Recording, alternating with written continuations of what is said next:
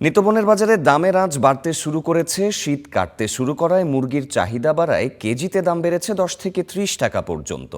তবে স্থিতিশীল আছে মাছ ও সবজির দাম। ডিমের দাম নিয়ে সন্তুষ্ট ক্রেতারা। বিস্তারিত জানাচ্ছেন তামজিদ আহমেদ। সাপ্তাহিক ছুটির দিনে কারওয়ান বাজারে অন্যান্য দিনের তুলনায় ক্রেতা সমাগম একটু বেশিই থাকে। সেই সুযোগে পণ্যের দাম বাড়িয়ে দেওয়ার চেষ্টা করেন বিক্রেতারা, যদিও তাদের সেই পুরনো সুর যোগান কমায় দাম বেশি। বাজারে কয়েকদিনের ব্যবধানে সোনালী মুরগির দাম কেজিতে বেড়েছে 20 থেকে 30 টাকা পর্যন্ত। রাজধানীর কারওয়ান বাজারে প্রতি কেজি বিক্রি হচ্ছে 300 থেকে 310 টাকায়। পাশাপাশি ব্রয়লার মুরগির দাম কেজিতে 10 থেকে 15 টাকা বেড়ে হয়েছে 190 টাকা পর্যন্ত।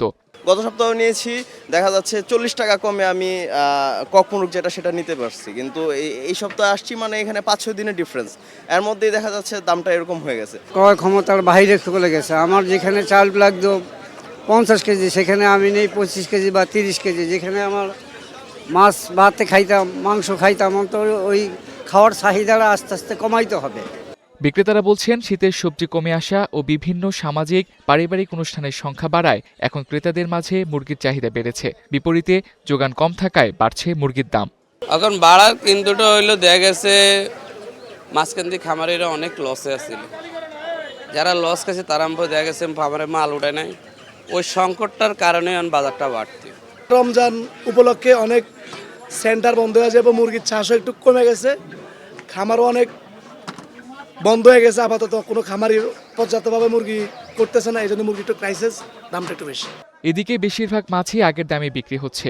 আকার ভেদে রুই ও কাতল মাছের কেজি 350 থেকে 550 টাকা, কার্প জাতীয় মাছ 250 থেকে 500 টাকা, তেলাপিয়া 200 থেকে 250 টাকা এবং বিভিন্ন প্রজাতির নদীর মাছ বিক্রি হচ্ছে 800 থেকে 1500 টাকা কেজিতে।